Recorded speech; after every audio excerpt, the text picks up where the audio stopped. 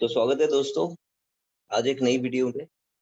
और आज हम एक डिसेंट्रलाइज्ड फाइनेंशियल सिस्टम की बात करेंगे जिसका नाम है time alive super goal achiever, TS gap short में बोलते हैं।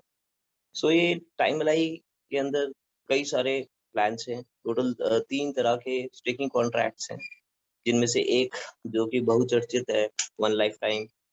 और उसके अलावा एक पेट है, और पेट का फुल फॉर्म है personal error tailor. And TS gap का फुल फॉर्म है, जो ऑलरेडी मैं बता चुका हूँ, time alive super goal achiever. तो आज पहले हम लॉग इन करते हैं। इसको समझने के लिए एक प्रेजेंटेशन भी मैं आपको रेफर करने के लिए बोलूंगा, या फिर आप व्हाइट पेपर भी रेफर कर सकते हैं। प्लान को समझना बहुत जरूरी है, द कॉन्सेप्ट को समझना है कि how it works, right. And उसके बाद आप अपना निर्णय ले सकते हैं कि ये प्लान आपके लिए सही है नहीं है। मैं लॉग इन कर रहा हूँ, की स्टोर फाइल यूज करके लॉग इन कर रहा हूँ।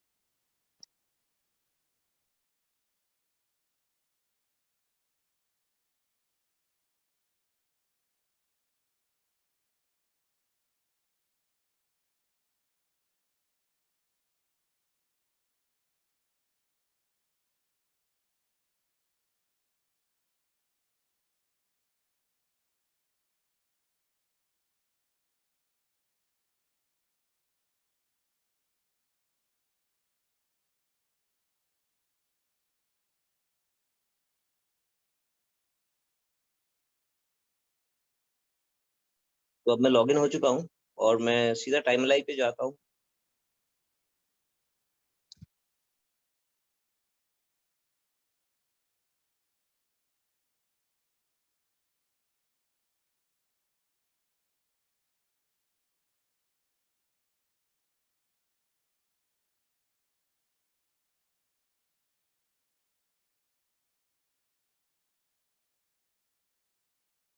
तो जब तक ये डाउनलोड हो रहा है, मैं सीधे प्रेजेंटेशन पे चलता हूँ, फिर प्लान पे आ जाते हैं यहाँ पर।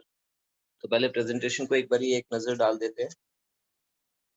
प्रेजेंटेशन आप दो जगह पे देख सकते हैं, एक एरासेव व्हाइट पेपर पे देख सकते हैं, और एक प्रेजेंटेशन जो यहाँ पे वेबसाइट पे लिंक लगी हुई है वहां पे भी देख सकते हैं। तो ये वो लिंक वाली प्रेजेंटेशन है, वो मैं आपको आपके सामने प्ले कर लेता हूँ।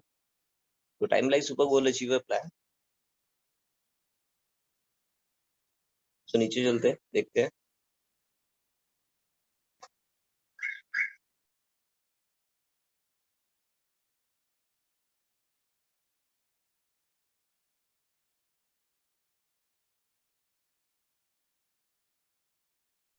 तो सबसे पहले इस सोल्यूशन की जरूरत क्या है, इस सोल्यूशन के क्या इम्पैक्ट हो सकते हैं। जैसे कि मैंने आपको बताया है कि ये डीफाई का उदाहरण है, और भी दो उदाहरण है। तो आज हम इस उदाहरण पे फोकस कर रहे हैं। तो सबसे पहली चीज जो करंट फाइनेंशियल एसेट। तो इससे पहले कि हम इस प्लान के बारे में कुछ भी समझे, अगर आपको इस प्लान के अंदर तभी आना चाहिए अगर आपको Eraswap as a ecosystem, as a blockchain network, Eraswap token की क्लैरिटी है। अगर आपको सिर्फ बिलीव है, अगर आपको लगता है ये लॉन्ग टर्म में फ्यूचर हो सकता है इसका, और इसके फ्यूचर बनने से आपका भी फ्यूचर बन सकता है, तो ही आपको इसमें पार्टिसिपेट करना चाहिए। अगर आपको एरास्वैप में कुछ आपको क्लैरिटी नहीं है, तो आपको इस प्लान में नहीं आना चाहिए। क्योंकि ये सारा प्लान जो है अ, सिर्फ उन लोगों के लिए बहुत जबरदस्त प्लान है जो ज्यादा से ज्यादा एरएफएफ एक्वायर करना चाहते हैं, और वो उतने ज्यादा एरएफएफ खुद खरीद नहीं सकते जितने वो एक्वायर करना चाहते हैं। तो ये वहां तक पहुंचने का एक और एक रास्ता है। तो जनरली जो भी एन्युटी प्लान्स होते हैं, या जो भी दूसरे फाइनेंशियल प्रोडक्ट्स होते हैं, उसके अंदर क्या क्या चीजें होती हैं जिसकी कॉस्ट आती है। फॉर एग्जाम्पल हिडन चार्जेस, यहाँ पे आप देख सकते हैं सारे पॉइंट्स लिखे हुए हैं। हिडन चार्जेस होते हैं, उसके अंदर एजेंट्स की कमीशन होती है, ठीक है। फिर वो एजेंट्स को जो मैनेजर्स मैनेज कर रहे होते हैं, उनकी सैलरीज, उनके इंसेंटिव होते हैं, फिर उनके ऊपर वालों के इंसेंटिव्स होते हैं, राइट। फिर कुछ प्रमोशनल कॉस्ट होती है, उनकी कुछ मार्केटिंग कॉस्ट होती है, और फिर कस्टमर को आगे 10 साल तक सर्विस देनी है, तो उसकी भी एक मेंटेनेंस कॉस्ट है। And there are various other operational expenses, opex cost होती है, जहाँ पर उनको खर्चा करना पड़ता है उस चीज़ को मैनेज करने के लिए, प्लस रेगुलेटरी चार्जेस जो भी रेगुलेटर ने अनाउंस कर रखे हैं वो, फिर उस चीज़ को मैनेज करने की कॉस्ट, फिर उस चीज़ को अप्रूव करने की कॉस्ट, फिर एनी लीगल इश्यूज़ तो उसके लीगल चार्जेस, राइट? और उसके ऊपर फिर एडिशनल टैक्सेस, राइट? इनकम के टैक्स के ऊपर फिर से डबल टैक्सेशन जिस तरह हो जाती है कई बार, कई लोग जो ढंग से टैक्स नहीं फाइल कर पाते, ठीक है? और फिर जो इंटरेस्ट लॉस्ट इन कैपिटल, मतलब इंटरेस्ट लॉस्ट इन कैपिटल में सबसे इम्पोर्टेंट चीज़ समझने की है कि इन्फ्लेशन क्या होता है, राइट? जीडीपी गिर गई, इन्फ्लेशन आप गूगल करिए, तो आपको उसके बारे में पता चलेगा। लेट्स से 50% ओवरऑल अगर मार्केट डाउन है, सो इसके 2-3 मतलब हो सकते हैं कि पहला मतलब ये हो सकता है कि मार्केट में 50-60% बायर कम हो गया है। दूसरा ये मतलब हो सकता है कि जो अपने पास जो अकाउंट में पड़ा है बैंक अकाउंट में, उसकी परचेज़ पावर कम हो चुकी है, ठीक है? उससे पहले हम जितना खरीद सकते थे, उतना हम नहीं खरीद सकते। तो कंटीन्यूअसली डिप्रिसिएशन होता है। एक सिंपल एग्ज़ाम्पल अगर शॉर्ट में बोलूँ तो जब अ, भारत की अर्थव्यवस्था शुरू हुई थी तो ₹1 वाज़ इक्वल टू $1, और आज अगर आप डॉलर खरीदते नहीं हैं, इसलिए आपका ध्यान नहीं होता उस चीज़ पे। बट अगर आप देखें कि आज अगर आप $1 खरीदने जाएँ तो उसके लिए ₹79 लगते हैं। तो इतनी ज़्यादा कॉस्ट कैसे गिर गई? तो जैसे तब जितने नोट छपे थे और अब जितने छपे हैं, ये कितने छपने वाले थे इस बीच में किसी को नहीं पता था। जितनी ज़रूरत पड़ी उतने छापे गए। जितने ज़्यादा नोट छप के आते गए, उतने ज़्यादा अपने पास पड़े पैसे की कीमत, रुपए की कीमत या डॉलर की कीमत गिरती चली गई। तो आज अगर 4 लोगों के पास रुपया है और कल उन्हीं 4 लोगों के पास और आ जाए और आ जाए, तो जैसे-जैसे करके और एक्युमुलेशन और नई प्रिंटिंग होती रहती है, जो कि अनकंट्रोल्ड है। जैसे अभी हमें ये नहीं पता अगले साल कितने नोट छपने वाले हैं और उसके अगले साल कितने नोट छपने वाले हैं और अगले 10 साल में कितने नोट छपेंगे। तो 10 साल में जितने भी नोट छप जाएँगे, उसके हिसाब से हमारे रुपए की वैल्यू, फॉर एग्ज़ाम्पल अभी टोटल ₹100 अवेलेबल है मार्केट में, बट अगले 10 साल में अगर ₹500 और छप गए, तो उस ₹100 की जो कीमत है एप्रोक्सिमेटली 600 मतलब आपको वही सामान खरीदने के लिए ₹600 की कॉस्ट लग जाएगी। तो एप्रोक्सिमेटली अगर मैथमेटिक्स करें तो 15-16% उसकी कॉस्ट हो सकती है। मतलब ₹100 की कॉस्ट 15-16% हो सकती है, क्योंकि इस बीच में बहुत नोट छप जाएँगे। बहुत सारे और फैक्टर्स होंगे, ठीक है? टैक्सेशन बहुत कुछ होगा और उसके बाद जो फाइनल इम्पैक्ट आएगा, वो कुछ भी हो सकता है। बट फिर भी अगर हम मान के चलते हैं कि ₹100 की अ, वैल्यू हो सकता है कि ₹100 ही रहे, ऐसा हम मान लेते हैं, पर मैं इसको बिल्कुल नहीं मान सकता। अब आपकी मर्ज़ी है, आप इसको मान सकते हैं, क्योंकि जो चीज़ उसकी वैल्यू कंटीन्यूअसली डिप्रिशिएट होती चली जाती है। सो ये एक इंटरेस्ट ऑन कैपिटल को भी समझना है। तो इंटरेस्ट जब मुझे बैंक 4.5% दे रहा है, तो इन्फ्लेशन तो 25% है। तो अगर मैं ₹100 पे चा ₹4.5 का इंटरेस्ट साल के एंड में कमाने जा रहा था, तो और इन्फ्लेशन ही 25% हो गई, तो इन्फ्लेशन माइनस करूँगा तो मैं फिर भी -20% पे हूँ एफडी करने के बाद भी।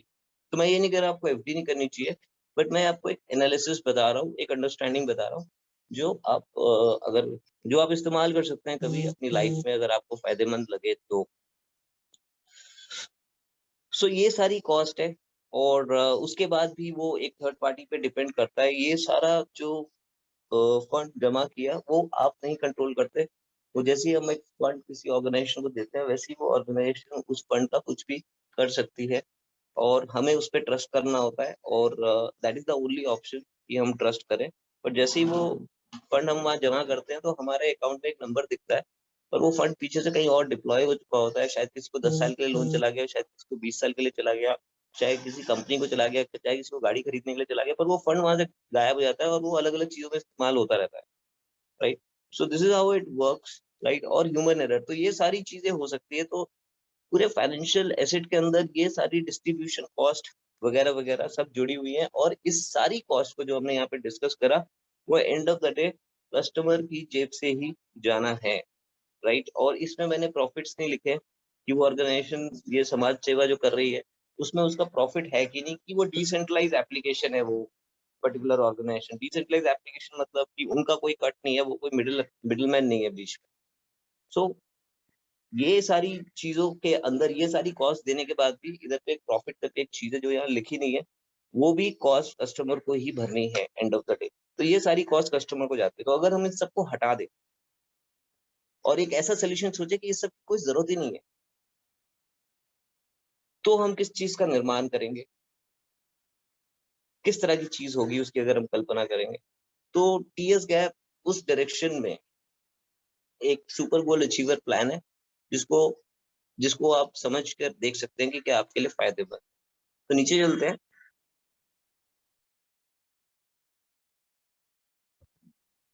सो इसके अंदर सबसे पहली चीज ये एक सैप है, सिस्टमैटिक एक्यूमुलेशन प्लान।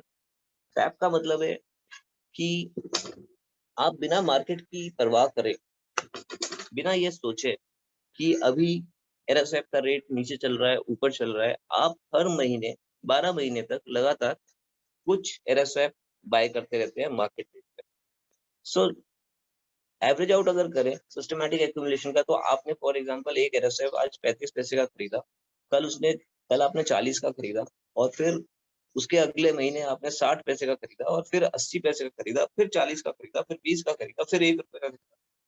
तो आपको रेट की चिंता करने की जरूरत नहीं पड़ती है, क्योंकि ऑटोमेटिकली 12 महीने में जो अलग अलग रेट होता है, तो अलग अलग रेट का ऑटोमेटिकली आपको फायदा हो जाता है। कभी रेट नीचे हो जाता है तो आपको कम लागत में उतनी एरएसएफ लेने के लिए मिल जाते हैं, कभी रेट ऊपर होता है, सो आपको एवरेज रेट निकल कर आ जाता है। तो सैप का सबसे बड़ा एडवांटेज ये है, जो हम टीएस गैप में उसका उपयोग देख सकते हैं, राइट।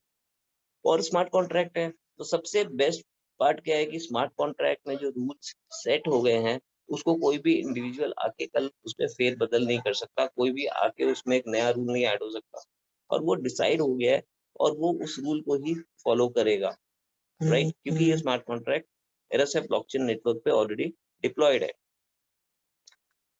तीसरा बेनिफिट जो आप समझ सकते हैं, स्टोर्ड बेनिफिट्स मतलब ये स्मार्ट कॉन्ट्रैक्ट के पास जब तक आपको आगे की एन्युटी या पेंशन देने के लिए फंड्स नहीं होंगे, ये और फंड्स एक्सेप्ट ही नहीं कर सकते, राइट।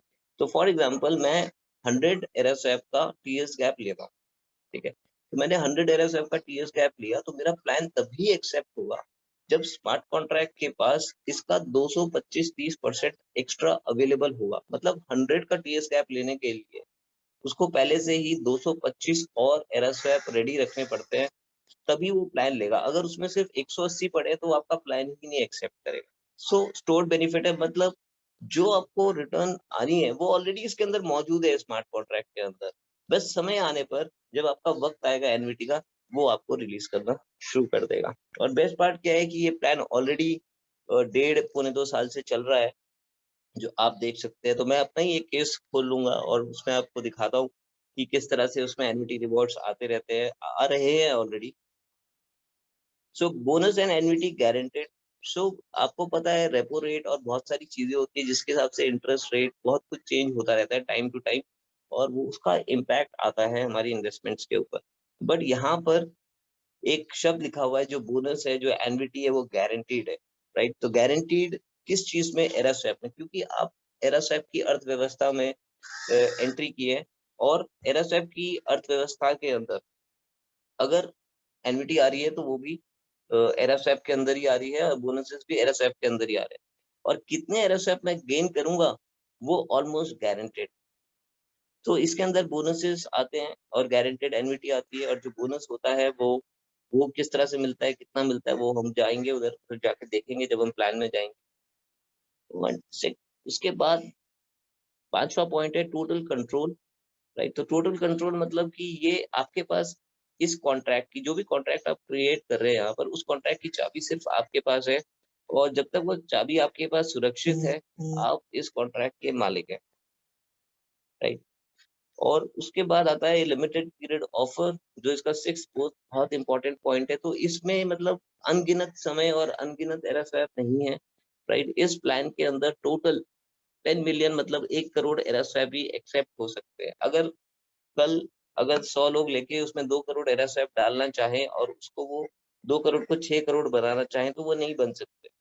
हाँ, पर पहले जो 1 करोड़ डाल देंगे, उनके 1 करोड़ के 3 करोड़ एरएसएफ्स बन सकते हैं गारंटेड तरीके से। तो इस प्लान की एक लिमिट है, राइट। और ये एक स्पेशल मार्केटिंग बजट से एरएसएफ डाउ के निकाल कर ये वाला इंसेंटिव और ये रिवॉर्ड्स पे हो रहे हैं। नीचे चलते हैं, अगला पॉइंट देखते हैं।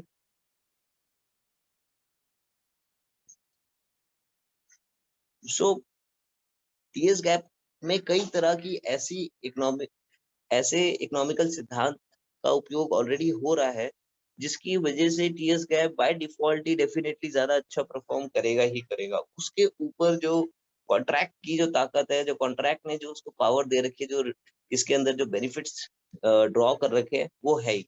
बट कॉन्ट्रैक्ट के बाहर भी आप एक बहुत ज़बरदस्त तरीके से इस कॉन्ट्रैक्ट को आप फर्दर यूटिलाइज़ करके कॉन्ट्रैक्ट की रिटर्न को 2 गुना 3 गुना बीट कर सकते हैं। कॉन्ट्रैक्ट ऑलरेडी बहुत ज़बरदस्त रिटर्न दे रहा है, आप देखेंगे, बट आप उसको फर्दर बीट कर सकते हैं, थोड़ी-सी अक्लमंदी, थोड़ी-सी समझदारी से।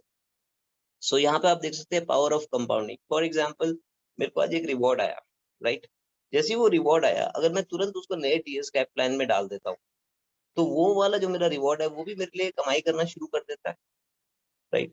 तो इस तरह हर महीने जो मेरे को रिवॉर्ड आता है, अगर मैं उसको दोबारा रिवॉर्ड को डाल देता हूँ, तो एक्चुअली में मेरा रिवॉर्ड जो है, वो भी मेरे लिए रिवॉर्ड जनरेट कर लग जाता है और मेरे पास रियल पावर ऑफ कंपाउंडिंग का इम्पैक्ट आता है। दूसरा, आप इस प्लान के लिए आपके बहुत सारे पैसों की ज़रूरत नहीं है, बहुत सारे एरएसएफ की ज़रूरत नहीं है। आप 100 एरएसएफ के साथ भी ये प्लान स्टार्ट कर सकते हैं, बट 100 एरएसएफ का मतलब है 100 एरएसएफ मंथली और आपको हर 12 मतलब टोटल 12 महीने तक आपको 100 एरएसएफ इसके अंदर जमा करने पड़ेंगे। So average cost cost averaging ये वाली चीज़ मैंने आपको पहले ही बता दी कि आप हर महीने अलग-अलग टाइम पे बाय कर रहे हैं। कभी उसका रेट नीचे, कभी ज़्यादा है, तो आपको पूरे साल में अपने आप ही लॉ ऑफ एवरेज के हिसाब से एक आपको एक एवरेज कॉस्ट आ जाती है, जो कि ना ज़्यादा होती है, ना कम होती है। प्लस इसके अंदर डे स्वैपर रिवॉर्ड्स भी है, जो कि इमीडिएट रिवॉर्ड्स है। तो जैसे ही कोई भी वॉलेट एक नया टीएस गैप क्रिएट करता है अपने लिए, उसके ट्री को इमीडिएटली एक रिवॉर्ड जाता है जो कि 9% का होता है। तो पूरी टीम को जाता है। उस 9% के अंदर वो खुद भी हो सकता है, डिपेंड करता है कि वो किस बेल्ट पे है। इसके अलावा यहाँ पे और एक चीज़ है जो लिखी नहीं है, वो है टाइम लाइक क्लब इंसेंटिव मतलब डायरेक्ट इंसेंटिव। तो जैसे ही मैं अपना नया टीएस कैप क्रिएट करूँगा, मेरे इंट्रोड्यूसर को भी एक 9% का इंसेंटिव आएगा। बट वो इंसेंटिव जो है टाइम लाइक क्लब से आएगा और टाइम लाइक क्लब हमेशा इंसेंटिव जो है एनआरटी मतलब न्यूली रिलीज़ टोकन की जो डेट है इस महीने की, उसके बाद देता है। मतलब हर महीने नए टोकन्स आते हैं एलएसएफ के और जैसे ही नए टोकन्स आ जाएँगे अगले महीने के, उस वक़्त ये इंसेंटिव वहाँ से अपने आप डायरेक्ट होके आपके अकाउंट में, आपके डे स्वैपर अकाउंट में आ जाता है। Sorry, time like club account में आ जाएगा। डे स्वैपर का तो इमीडिएटली आ जाएगा और जो टाइम लाइक क्लब का है, वो हमेशा एनआरटी मंथ के बाद आएगा, राइट? सो इसके अलावा बूस्टर बोनस क्या है? बूस्टर बोनस क्या है? जो भी जितना भी मैंने फॉर एग्ज़ाम्पल मैंने 1000 एरएसएफ जोड़े 12 महीने तक जोड़े, तो मैंने टोटल कितने जोड़ दिए? 1200 एरएसएफ जोड़ दिए। सो तो बोनसेस में ये 1200 एरएसएफ मुझे वापस मिल जाते हैं हर 3 साल में। हर हर 3 साल में आप कह सकते हो कि हर 36th मंथ में, 72 मंथ में और 108 मंथ मतलब एक माफ़ कीजिएगा 40 बोल दिया मैंने 33.33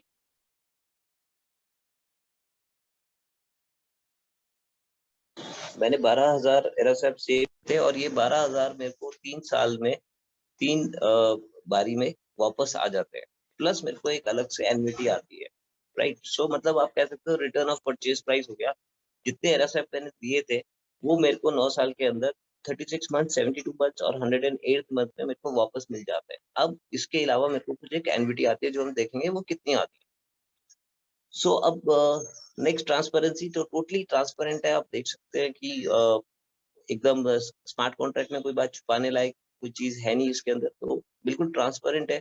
सबको पता है कि ये डालेंगे तो ये मिलेगा, कुछ इफ एंड बट नहीं है उसके अंदर। सो कुछ मार्केट में कुछ दिमाग लगाने की ज़रूरत नहीं है, मैं मार्केट में आज रेट ऊपर है, कुछ दिमाग लगाने की ज़रूरत नहीं है।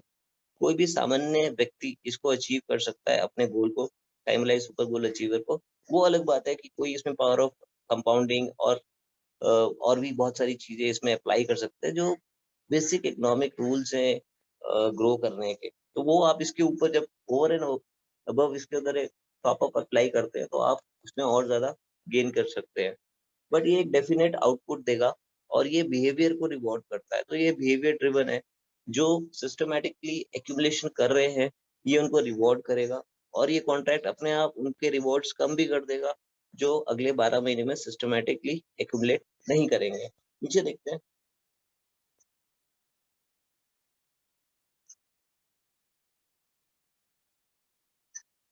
सो यहाँ पर आप देख सकते हैं,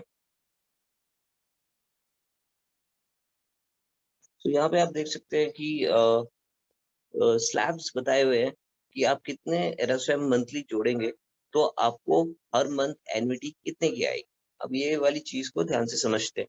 तो फॉर एग्जांपल मैंने टीएस गैप का 100 एरएसएफ का प्लान सिलेक्ट कर लिया, राइट। तो 100 एरएसएफ या फिर 499 दोनों एक ही बात है, मतलब उसका स्लैब एक ही है। तो अगर मैं 499 डालूंगा तो भी मेरे को 16% एन्युटी आएगी, अगर मैं 101 डालूंगा तो भी मेरे को 16% आएगी। बट जैसे ही मैं 500 डालूंगा मेरी एन्युटी 18% हो जाएगी।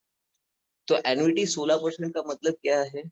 बहुत सिंपल है कि मैंने अगर 100 एरएसएफ डाले तो मेरे को आज ये महीना चल रहा है लेट्स से जुलाई का, ठीक है, जुलाई 2021 चल रहा है।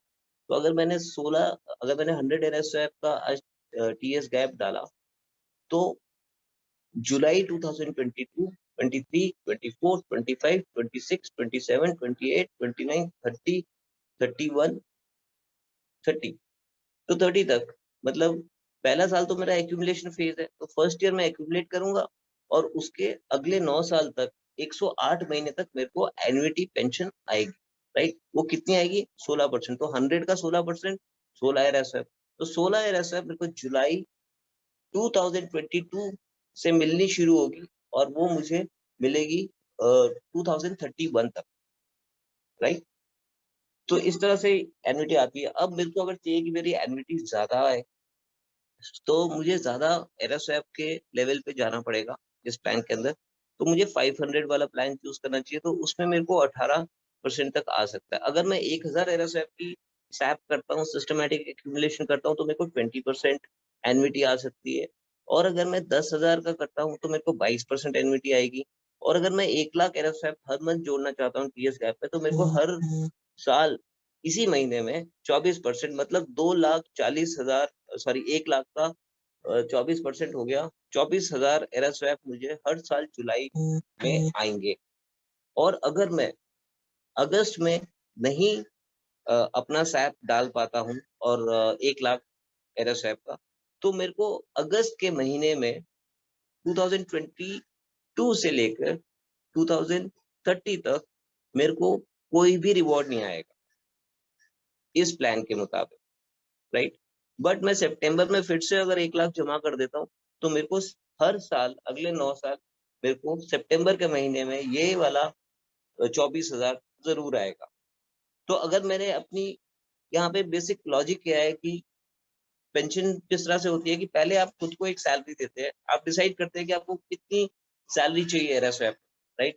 आपको कंटीन्यूअसली हर महीने कितनी सैलरी चाहिए, तो जितनी आपको सैलरी चाहिए, है ना?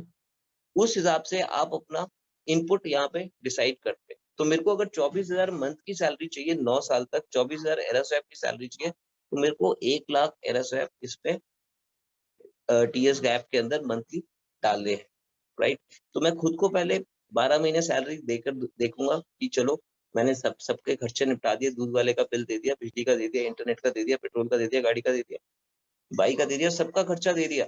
सबका खर्चा देने के बाद मैंने खुद को क्या दिया? खुद को क्या दी? तो सब कुछ तो मेरा ही है, खुद को नहीं। अगर ये आपका है तो आप खुद को भी एक सैलरी पे करते हैं, तो आप यहाँ पर एरएसवैप में अपने आप को एक सैलरी दे सकते हैं और उस सैलरी को जब आप निभाते हैं 12 महीने तक, तो ये प्लान आपका साथ देता है 9 साल तक, हर महीने आपको एक रिवॉर्ड देता जाता है। सो यहाँ पे नीचे हम देख सकते हैं कि ग्रेस पीरियड लिखा हुआ है, राइट? सो ग्रेस पीरियड मतलब आपको जैसे ही मैंने इस महीने का अपना टीएस गैप का सैप डाल दिया, जो भी मेरी एक्यूमुलेशन मुझे करनी थी मैंने इस महीने का डाल दिया। इमीडिएटली 30 दिन 10 घंटे के लिए मेरा अगले महीने का सैप भी ओपन हो जाता है। तो मैं कभी भी आके अगले 30 दिन के अंदर अपने अगले महीने के एरा स्वैप भी डिपॉज़िट कर सकता हूँ। अगर मैंने अपने अगले महीने के एरा स्वैप जमा नहीं किए तो मतलब उसके बाद मुझे 10 दिन का ग्रेस पीरियड भी मिलेगा। तो अगर फॉर एग्जांपल आज से 30 दिन 10 घंटे के अंदर मुझे इसको जमा करना था अपनी अगले महीने की एरएसएफ एक्यूमुलेशन को, बट मैंने जमा नहीं किया, तो उसके बाद मेरे को 10 दिन का ग्रेस पीरियड मिलेगा और मैं उस ग्रेस पीरियड में भी आके उसको जमा कर सकता हूँ। बट अगर मैं ग्रेस पीरियड में जमा करूँगा, तो जो मेरा पहला बूस्टर है, राइट? जो मेरा पहला बूस्टर है, जो कि मेरी टोटल अमाउंट का 33.33% है, उसमें से 1% कम हो जाएगा, booster bonus, right? Booster bonus क्या होता है, जितना मैंने एक्यूमुलेट किया वही 3 हिस्सों में मुझे वापस मिल जाता है एंड ओवर एंड अबव मेरे को एन्युटी आती है।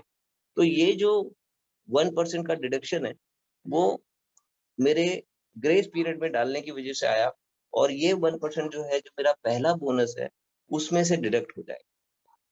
और अगर मैंने अगले महीने भरा ही नहीं, जैसे कि मैंने आपको एक एग्ज़ाम्पल बताया कि अगर मैंने अगले महीने भरा ही नहीं, इस महीने भर दिया, 30 दिन 10 घंटे हो गए, ग्रेस पीरियड स्टार्ट हो गया, ग्रेस पीरियड भरने के बाद आने के बाद भी मैंने उसको नहीं भरा, तो मेरी पहली वाली जो बोनस बन रही है, राइट? उसके अंदर मेरा 2% डिडक्ट हो जाएगा। क्यों? क्योंकि मैंने इंस्टॉलमेंट ही नहीं भरी, राइट? बाकी का प्लान एज़ इट इज़ चलेगा, बट क्योंकि मैंने भरा ही नहीं, तो मेरे को अगस्त महीने की अगले 9 साल तक कोई भी पेंशन नहीं आएगी, क्योंकि अगस्त महीने का मैंने बोनस ही सॉरी अपना एक्यूमुलेशन जो था, वो भरा ही नहीं था, राइट? तो सेल्फ मैनेज कर सकते हैं, हर एक बंदा सेल्फ मैनेज कर सकता है।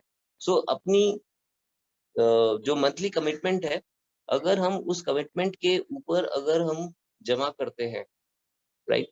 सो उसके ऊपर मेरी पेंशन आएगी, एन्युटी आएगी एज़ इट इज़, बट उससे मेरा बोनस नहीं चेंज होगा। तो जो मेरा बोनस है, वो फिक्स्ड ही रहने वाला है। जो मैंने प्लान सिलेक्ट किया है, तो अगर आपको ज़्यादा एक्यूमुलेट करना है, तो आप ज़्यादा की कमिटमेंट ले सकते हैं। बट अगर आप टॉप अप करेंगे, तो टॉप अप करने से आप अपनी एन्युटी बढ़ा सकते हैं और एन्युटी उसी रेट पे बढ़ेगी जैसे कि ऊपर दिखाया हुआ है। सबसे टॉप पे आप देख रहे हैं कि मैंने 1 लाख का प्लान लिया था, मैंने उसमें 10,000 और ऐड कर दिए, तो मेरी एन्युटी 24% ही आएगी। बट मेरे को जो उसका बोनस आना था, बूस्टर बोनस जो आना था, वो मेरा चेंज नहीं होगा। तो बूस्टर बोनस मैंने लूज़ किया टॉप अप करने पे, पर मेरी एन्युटी डेफिनिटली 24% की बन गई, राइट? तो आई hope this point is clear. फिर इसके अंदर आप देख सकते हैं कि आप नॉमिनीज़ भी बना सकते हैं और अपॉइंटीज़ भी बना सकते हैं। तो नॉमिनीज़ और अपॉइंटी क्या होता है? नॉमिनीज़ मतलब नॉमिनी फंक्शन कैसे काम करता है? नॉमिनी आपको पता ही होगा अभी तक क्या होता है। सो अगर आप ना रहे, राइट? या कुछ हो गया और आप आके ये फंड क्लेम नहीं कर पाए, राइट? तो आप जिसको भी नॉमिनेट करेंगे, अपने फैमिली, फ्रेंड्स, किड्स, जिसको भी करना चाहते हैं, आप उनके वॉलेट को नॉमिनी बना सकते हैं। तो ये नॉमिनी फंक्शन तब एक्टिवेट होगा जब आप अपना रिवॉर्ड 1 साल तक लेने नहीं आएँगे। तो आपको हमेशा अपना रिवॉर्ड हर साल में कभी न कभी निकाल लेना चाहिए। तो अगर आपने 1 साल तक अपनी एन्युटी विथड्रॉ ही नहीं करी, मतलब 12 बार आती है आपको साल में, आप किसी एक बारी ज़रूर निकाल लीजिए एन्युटी, क्योंकि उससे कॉन्ट्रैक्ट को ये पता चलेगा आप एक्टिव है। वरना कॉन्ट्रैक्ट अपने आप ये सोचेगा कि ये एन्युटी नहीं निकाल रहा, तो हो सकता है कि ये वाला यूज़र जो है, वो अब अवेलेबल नहीं है और वो ये सारा कॉन्ट्रैक्ट जो है, आपके बताए हुए नॉमिनी को डेलीगेट कर देगा कि अब आप पेंशन इसकी विथड्रॉ कर सकते हैं। और लेट्स से कि एक्यूमुलेशन पीरियड में ही मेरे को कुछ हो गया और मैं नहीं भर पाया, तो उस केस में भी नॉमिनी आके एक्यूमुलेशन पीरियड पे जो भी मेरी 2-3 महीने की किश्त थी, वो आके यहाँ पे भर सकता है। अब नॉमिनी बना दिया मैंने और मैं नॉमिनी कितने भी बना सकता हूँ। मैं ये बोल सकता हूँ कि इसके जो बेनिफिट्स है, इसका 10% मनोज को आना चाहिए, इसका 20% राकेश को आना चाहिए, इसका विकास को आना चाहिए, तो मैं खुद डिसाइड कर सकता हूँ। तो अब वहाँ पे नाम की जगह उनके जो वॉलेट्स हैं, वो चले जाएगी। और अपॉइंटी की कोई हिस्सेदारी नहीं है, नॉमिनी इज़ नॉमिनी। अपॉइंटी का सिर्फ़ एक काम है कि कॉन्ट्रैक्ट को ये बताना कि अगर उसको प्रीपोन करना है, फॉर एग्ज़ाम्पल मैं 1 साल मेरे को कुछ हो गया और ये बात जिसको मैंने अपॉइंटी बनाया है, उसको अभी पता चल चुकी है। पर कॉन्ट्रैक्ट को तो 1 साल बाद पता चलेगा, जब मैं विथड्रॉ करने नहीं आऊँ। तो कॉन्ट्रैक्ट को अपॉइंटी पहले जाके बता सकता है कि अब ये बंदा विथड्रॉ नहीं कर पाएगा, तो आप फंड्स नॉमिनी को दे दो और ये कॉन्ट्रैक्ट वो ऑपरेट कर पाएगा। तो अपॉइंटी कितने भी हो सकते हैं अगेन 10-20 भी हो सकते हैं, 1-2 भी हो सकते हैं, राइट? और जितने होंगे उनके पास बराबर पावर पड़ जाएगी, राइट? तो अगर 5 होंगे तो पाँचों के पास 20-20% की पावर होगी, राइट? और कॉन्ट्रैक्ट को अप्रूव करने के लिए कि नॉमिनी को फंड्स दे दिए जाएँ, उसको 51% की अपॉइंटीज़ की परमिशन चाहिए होगी। अगर अपॉइंटीज़ ने परमिशन 51% नहीं दी, तो ये फंड नॉमिनी के पास 1 साल बाद अपने आप चले जाएगा। बट अगर उन्होंने आके पहले ही बता दिया, तो ये फंड 1 साल की जगह 6 महीने बाद ही नॉमिनी के पास पहुँच जाएगा और वो अपने की स्टोर फाइल, अपने क्रेडेंशियल से भी इस फंड को एक्सेस कर पाएगा। राइट? तो ये ज़रूरी नहीं है आपको नॉमिनी बनाना ही चाहिए, तो ये एक फीचर है, जो आपको पता होना चाहिए। नीचे चलते हैं। सो ये इलस्ट्रेशंस हैं यहाँ पर, राइट? तो हम रियल टाइम इलस्ट्रेशन देखते हैं। सो रियल टाइम इस इलस्ट्रेशन के लिए हम एरासप एक्सप्लोरर पे चले जाते हैं। सो एरासप एक्सप्लोरर में यहाँ पे मोर का बटन है, आपको पता ही है। तो उसमें जब आप जाते हैं, यहाँ पे देखिए time allies super goal achiever करके ये एक टैब में दिख रहा है यहाँ पर, राइट? आई होप आपको दिख रहा है राइट साइड में, ये ब्लू हो गया जो, यस? तो इस पे क्लिक कर देता हूँ मैं अब। सो ये आ गई हमारी इलस्ट्रेशन, हमारी कैलकुलेटर, जिससे हमें ये आइडिया मिल सकता है कि ये प्लान किस तरह से काम करेगा, राइट? और इसमें सबसे ऊपर आप देख सकते हैं कि यहाँ पे लिखा हुआ है मिनिमम लिमिट्स कितनी है और कितना एन्युटी परसेंटेज आएगा, राइट? 100 से लेके 499 तक 16, 500 से लेके 999 तक 18, यही वाली बात मैंने अभी आपको वहां पर दिखाई थी और यही चीज अभी व्हाइट पेपर खोलता हूँ, मैं आपको दिखाता हूँ। सो ये व्हाइट पेपर में पेज नंबर है अपना 46। तो यहाँ पर आप टीएस गैप प्लान पूरा देख सकते हैं 46 पे जाके। और यही सारी बातें, अगर आपको प्रेजेंटेशन नहीं मिली, आपको इलस्ट्रेशन से नहीं समझा, कहीं से भी नहीं समझा, तो व्हाइट पेपर में पेज नंबर 46 में आके आप time life super goal achiever की सारी टर्म्स कंडीशंस बोनसेस वगैरह के बारे में जानकारी ले सकते हैं। तो अभी वापस चलता हूँ मैं इलस्ट्रेशन के ऊपर, और यहाँ पर मैं मिनिमम स्टेकिंग कमिटमेंट डाल देता हूँ, for example 1 lakh era swap की, जो मैंने आपको एग्जांपल दिया।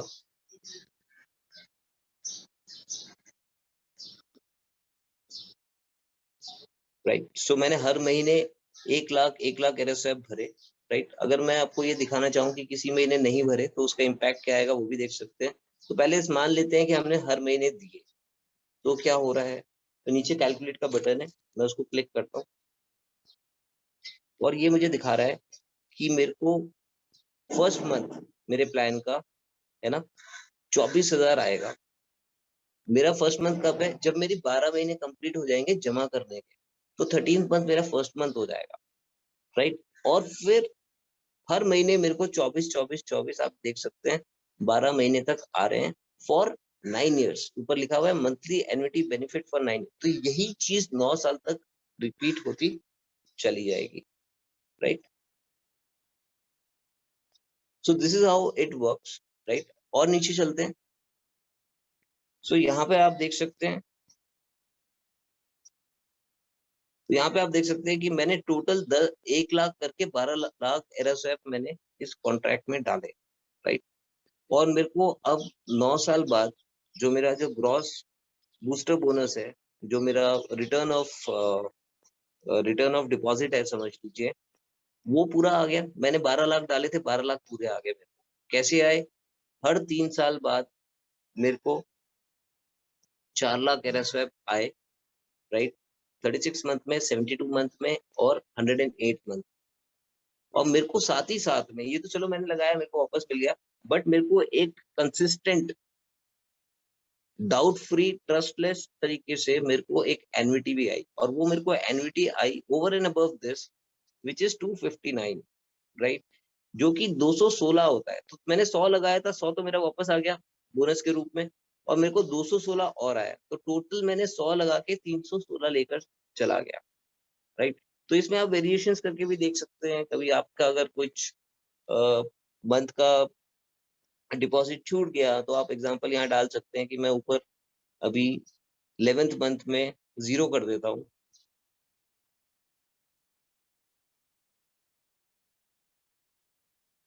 और कैलकुलेट कर देता हूँ।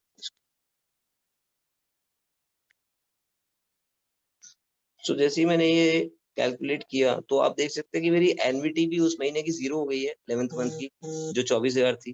तो मतलब ये 9 साल तक मेरे को ये 24,000 इस महीने का नहीं आएगा, बाकी के महीने मैंने भरे हैं तो बाकी के 11 महीने मेरे को आ रहा है।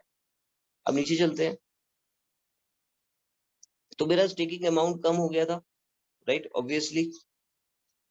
तो यहाँ पे मेरा कम हो गया था, तो मेरे को जो बोनस जो आना था, मेरे को बूस्टर बोनस जो आना था, वो आप देख सकते हैं कि 2% कम हो गया, क्योंकि मैंने आपको बताया था कि 1 महीने का मिस करेंगे तो 2% का बोनस कम हो जाएगा, तो यहाँ बोनस कम हो गया। और एन्युटी बेनिफिट जो है 9 इयर्स का, उसका जो टोटल है वो 237 हो गया, 216 हो गया, और वहां पे कुछ फर्क आ गया है ऑलरेडी। तो ये आपको दिख रहा है, पहले वाले में कुछ और था और अब यहाँ पे थोड़ा सा कम आ गया। तो इस तरह से आप देख सकते हैं कि कैसे करके आप, तो इसमें आप कितने भी कॉम्बिनेशंस डाल के देख सकते हैं कि मैंने 4 महीने नहीं भरा तो क्या होगा, 10 महीने नहीं भरा तो एक ही बार भरा तो क्या होगा। तो ये सारी चीज आप खुद करके देख सकते हैं। सो अभी जाता हूँ सीधा timerlight.io पे, और ये प्लान की अंडरस्टैंडिंग हो गई, बेसिक अंडरस्टैंडिंग हो चुकी है। अब प्लान को ऑपरेट करते हैं।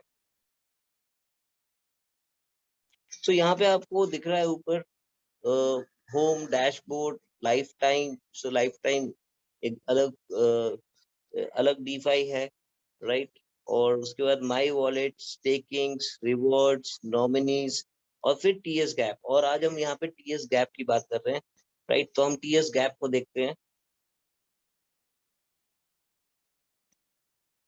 सो ये सारे नीचे हम स्क्रॉल डाउन करते हैं तो इसके बारे में बताया गया है टीएस गैप को, किस तरह से स्मार्ट कॉन्ट्रैक्ट इस चीज को प्रोटेक्ट करता है। आपको किसी को भरोसा करने की जरूरत नहीं है, किसी की ईमानदारी पे जाने की जरूरत नहीं है। यहाँ पे जो स्मार्ट कॉन्ट्रैक्ट का जो कोड रूल है, वो ही रूल के हिसाब से ये पूरा कॉन्ट्रैक्ट गवर्न होता है, राइट। तो इसमें कोई इंडिविजुअल चॉइसेस, मेरे को ये पसंद है ये नहीं पसंद है, उसका कोई प्रभाव नहीं है। कि स्मार्ट कॉन्ट्रैक्ट कोई इमोशंस पे नहीं चल रहा, वो एक रूल सेट रूल फॉलो कर रहा है। अगर उसके पास फंड्स हैं तो वो आगे बढ़ेगा, फंड्स नहीं है तो वो फंड्स आपसे एक्सेप्ट ही नहीं करेगा, राइट। तो अब चलते हैं एक नया एसआईपी क्रिएट करने के लिए। पहले देखता हूँ कि मैंने पहले ही एसआईपी कर रखी है। जैसे कि मैंने बताया कि इस प्लान को 1.5 साल से ऊपर हो चुका है, तो मेरे को ऑलरेडी ये मंथली एन्युटी दे रहा होगा। तो मैंने कभी आज तक एन्युटी निकाली नहीं है। आप देख सकते हैं यहाँ पे सबसे पहले लेफ्ट में सैप एसआईपी आईडीज लिखी हुई है, 0 1 2 3 4 5 6 7, नीचे जाते हैं तो आप देख सकते हैं कि मेरे पास 5 टीएस गैप है, तो इसलिए मेरे पास एसआईपी आईडी 6 है, 5 है, सॉरी, राइट। तो आप देख सकते हैं पहले वाले का हमेशा नाम 0 ही होता है। सो इसमें कैसे करके विड्रॉ करते हैं, तो यहाँ पे देखते हैं। तो मैंने 1 लाख का लिया हुआ था, जिसका मैं आपको एग्जांपल दे रहा था, राइट। और ये कॉन्ट्रैक्ट इनिशिएट हुआ था 28/10 को, मतलब 28 अक्टूबर 2019 को हुआ था। अभी 2021 चल रहा है, और व्यू एसआईपी करता हूँ मैं इसमें।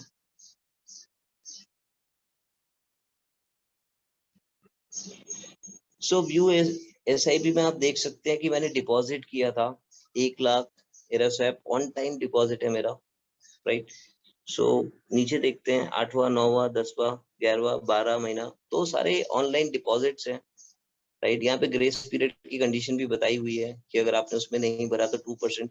तो अगर आप ग्रेस पीरियड के बाद कुछ भी जमा करेंगे तो आपकी अगले महीने की एक्यूमुलेशन में चले जाएगा सीधा, राइट। तो जब आप 10, आपका ग्रेस पीरियड का भी टाइम खत्म हो गया 10 दिन का, अब आपने 11वें दिन डाल दिया, तो 11वें दिन वो आपका वो महीना, जिस महीने में ग्रेस मिला था आपको, उस वो महीने में जमा करने की अपॉर्चुनिटी परमानेंटली चली गई। अब आप अगले महीने में जमा कर रहे हैं, और अगर आपने अगले महीने में 2 बार कर दिया तो आपका टॉपअप में चले जाएगा। और टॉपअप में चला गया तो मतलब जो आपका प्रिंसिपल मंथ प्रिंसिपल अमाउंट था इस मंथ का, उस पे तो आपकी एन्युटी आ ही रही है, टॉपअप पे भी एन्युटी आने लग जाएगी, बट आपका बूस्टर बोनस में इजाफा नहीं होगा उससे, राइट। तो इसलिए टॉपअप अपनी कैलकुलेशन देख समझ के आप करिए। बट एक बार ही मैंने अपने आप को ज्यादा पेंशन के लिए सैलरी दे दी, तो मेरे को फिर अगले 9 साल ज्यादा सैलरी आएगी, राइट। तो ये फंडा तो क्लियर हो गया कि अब मैं कितना भरना चाहता हूँ, मैं अपने आप को कितना देना चाहता हूँ, वो मेरी मर्जी है। सो ये आ गया, और अब बेनिफिट पेज देख लेते हैं।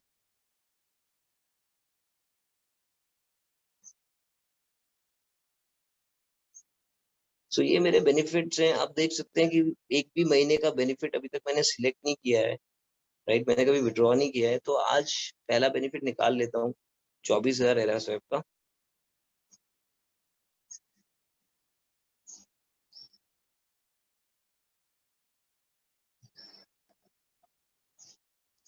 सबसे नीचे चले जाता हूँ एकदम, विड्रॉ का बटन एकदम सबसे नीचे है, 108 मंथ्स क्रॉस करूंगा। ठीक है, इतने सारे मेरे एनविटी ड्यू हैं, ये दिखा रहा है, और मैं इसको विड्रॉ करने जा रहा हूँ। तो यहाँ पे देखिए आपको बूस्टर भी दिख रहा था नीचे, और 24,000 एरा स्वैप में विड्रॉ कर रहा हूँ।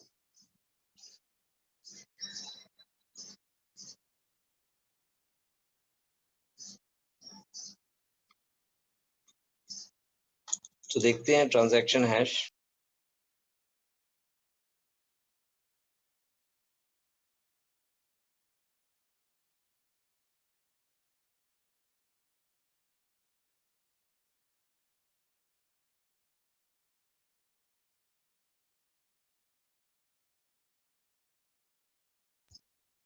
सो मेरा विड्रॉ हो चुका है। माफ कीजिए, मैंने अपना बैलेंस देखा नहीं था पहले कितना था और अब कितना बढ़ गया है, बट फिर भी अभी मैंने कंटिन्यू का बटन नहीं दबा के पहले बैलेंस चेक कर लेता हूँ।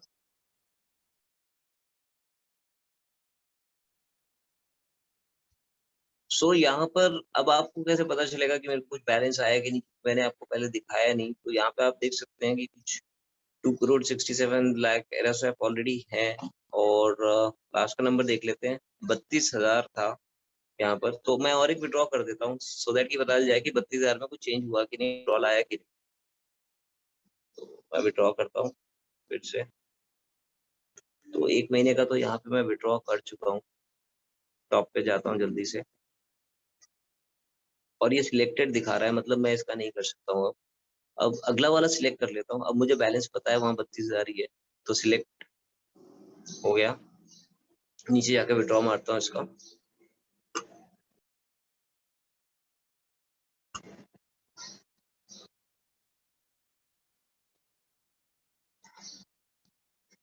तो ये हो गया। अब उधर जाके देख लेते हैं वॉलेट में, कंटिन्यू।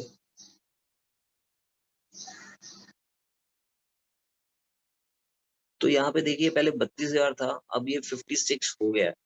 तो मुझे मुझे बेनिफिट्स आ रहे हैं। तो इस तरह ये मेरी सैलरी, मेरी एन्युटी, मेरी पेंशन मेरे को अगले 9 साल तक अब आती रहेगी। तो अब वापस चलता हूँ, एक नया प्लान मैं यहीं पर ही साइमल्टेनियसली डाल देता हूँ।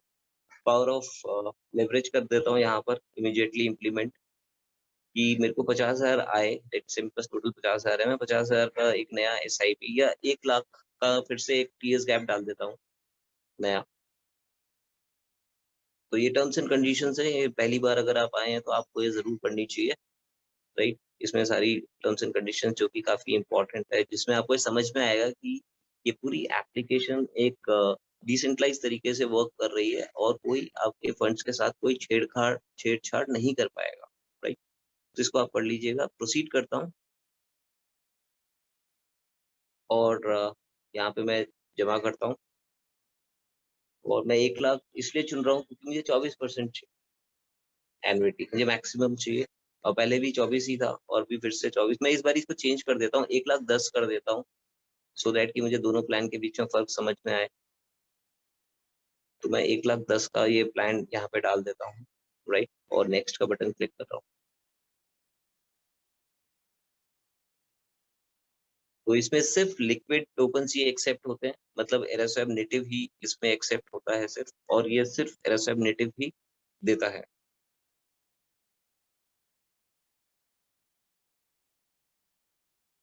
सो मैं अप्रूव कर देता हूँ, अभी सिर्फ अप्रूव कर रहा हूँ, और अब मैं साइन कर दूंगा तो ये स्टार्ट हो जाएगा। तो अब मैं जाके देखता हूँ कि एक नई प्लान आईडी क्रिएट हो गई है क्या। सो अभी ट्रांजैक्शन हो रही होगी, होपफुली। अप्रूव कर देता हूँ।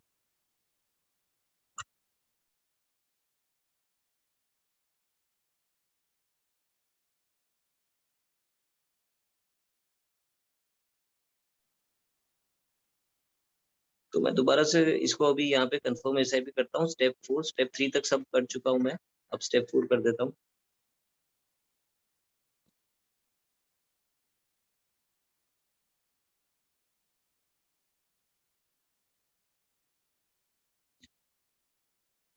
पहली बार जो मैंने स्टेप किया था उसमें मैंने सिर्फ अलाउंस दी थी स्मार्ट कॉन्ट्रैक्ट को, राइट। और यहाँ पे ये एरर आ रहा है, पर मैं इसको इग्नोर कर देता हूँ और जाके देखता हूँ कि क्या मेरा टीएस गैप क्रिएट हो चुका है। तो स्टेप 1, 2, 3 के बाद लगता हो गया है, पर उसने सिर्फ अलाउंस दी होती है, हमें आगे जाके देखना होता है कि हुआ है कि नहीं। तो यहाँ पे आप देख सकते हैं कि मेरा successfully 6th plan TS gap का क्रिएट हो चुका है। वो 1,10,000 एरर स्वैप पर मंथ का प्लान मैंने यहाँ पे क्रिएट कर दिया है। अब आपने दोस्तों वीडियो में आपने ये भी देख लिया कि मैंने फंड्स कैसे विड्रॉ किए और मेरे को एन्युटी किस प्रकार आ रही है और मेरा किस प्रकार से आगे चल रहा है। तो यहाँ पे अभी मेरा अगले महीने का भी डिपॉजिट के लिए ऑलरेडी मेरा विंडो खुल गया। जैसे कि मैंने आपको बताया था, इमीडिएटली जमा करते ही मेरा विंडो खुल जाता है, तो मैं अगले महीने का भी जमा कर देता हूँ। कहीं मैं 1 महीने तक बिजी रहा किसी चीज में और मैं आके भर नहीं पाया, तो मैं अभी जमा कर देता हूँ। पर मैं तीसरे महीने का नहीं कर पाऊंगा, मैं डिपॉजिट कर रहा हूँ।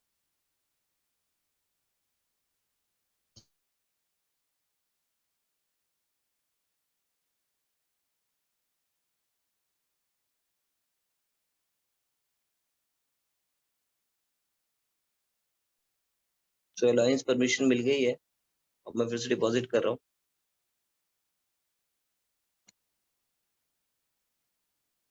और ये बता रहा है कि मेरा सेकंड मंथ का डिपॉजिट हो रहा है, कंटिन्यू करने को बोल रहा है। तो ये कह रहा है कि हो चुका है, डिपॉजिट पेज पे जाके आप चेक करिए। तो यहाँ पे दिखा रहा है कि मेरा डिपॉजिट हो गया है और अभी अगले का डिपॉजिट, थर्ड मंथ का अभी डिपॉजिट करने का वक्त आया नहीं है।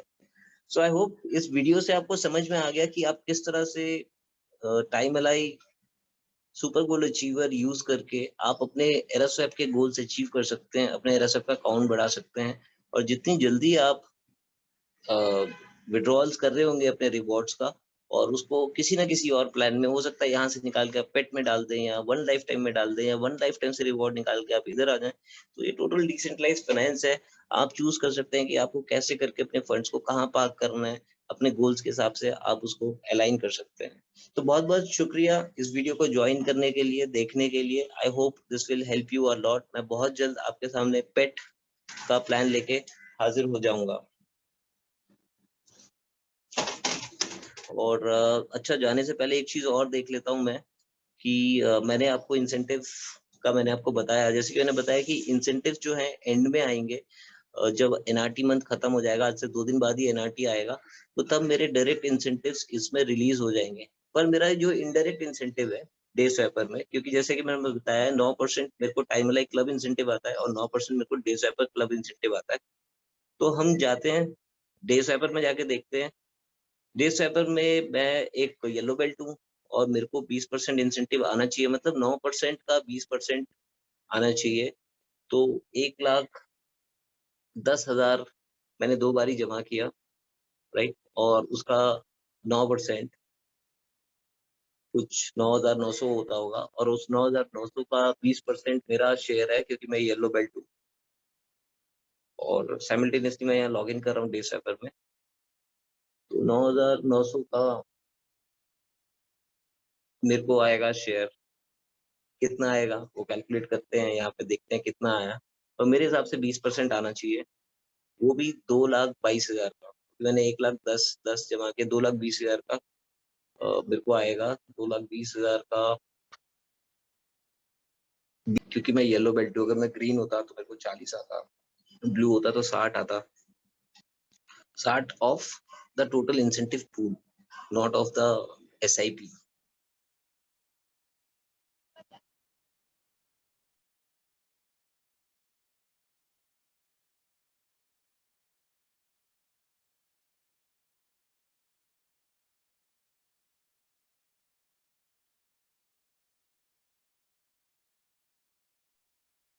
डिसेंबर क्लब में लॉग इन होने के बाद मैं आपको टाइम लाइक क्लब के भी दर्शन करा देता हूँ एक बारी, सो दैट आपको पता हो कि कहाँ से इंसेंटिव, मुझे डायरेक्ट इंसेंटिव कहाँ पर आएगा।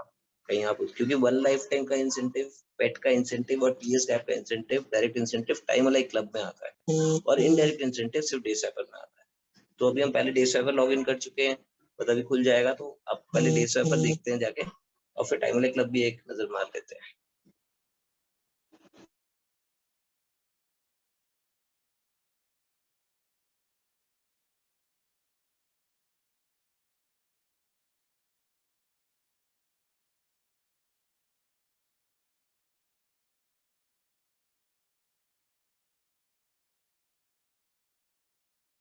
डे स्वैपर का पहला सिद्धांत कि मैं एक्टिव होना चाहिए, और आप देख सकते हैं कि मेरी वॉल्यूम में अच्छा खासा दिख रहा है इस महीने के, राइट। 100 एरएसएफ से मैं एक्टिव होता हूँ, मैं 100 एरएसएफ का स्टेक, नया स्टेक डाल के भी अपने आप को एक्टिव कर सकता हूँ, सो दैट कि मेरे को इंसेंटिव्स आ जाए। तो यहाँ पर अभी मेरा डेफिनेट इंसेंटिव कुछ आया हुआ है 992 का, नीचे चलते हैं।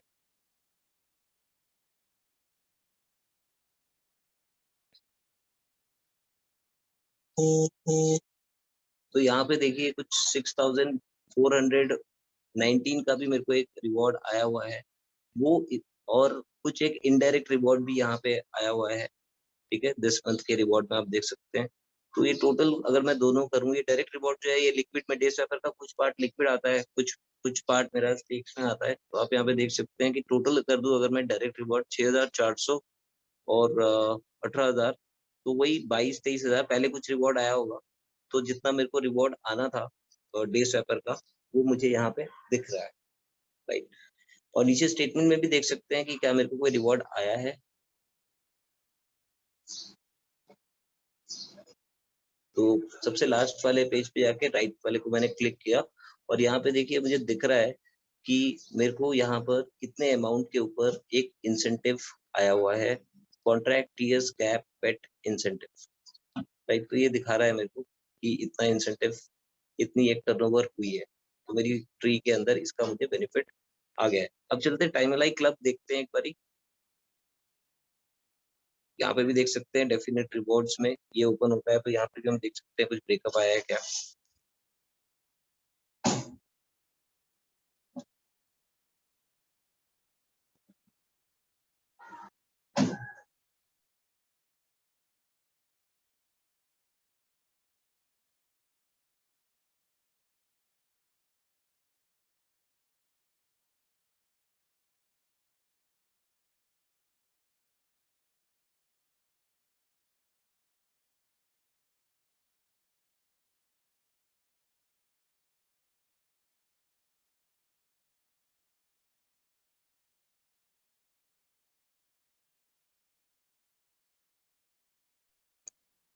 सो कोई डेफिनेट रिवॉर्ड नहीं आया मेरे को इसमें। सो अब मैं टाइम, क्योंकि थोड़ी देर ये आ गया है कुछ, ओके, तो यहाँ पे अभी देख लेते हैं क्या आया। अब मैं लास्ट पेज पे चला गया हूँ, और मेरे को इस रेशियो में रिवॉर्ड आया हुआ है 50:, मतलब 50% लिक्विड आया है, WS 0 आया है, और स्टेक आए हैं 50, राइट। और ये दिखा रहा है मेरे को कि मेरा इनडायरेक्ट रिवॉर्ड कितना आया है, राइट। तो वो अमाउंट भी यहाँ पे साफ साफ दिख रहा है, राइट। क्यों? क्योंकि मेरे को सिर्फ 20% ही आना था, याद रखना, राइट। जो इंसेंटिव टोटल बना है सबका, उसमें मेरा शेयर सिर्फ 20% का ही था। तो जाता हूँ वापस टाइम लाइक क्लब के अंदर, वहां देखता हूँ क्या मेरी मेरा कुछ इंसेंटिव, हालांकि मुझे पता है कि मेरा इंसेंटिव अभी बनेगा नहीं, क्योंकि अभी एनआरटी रिलीज नहीं हुई है। जब एनआरटी रिलीज होगी तब मिलेगा।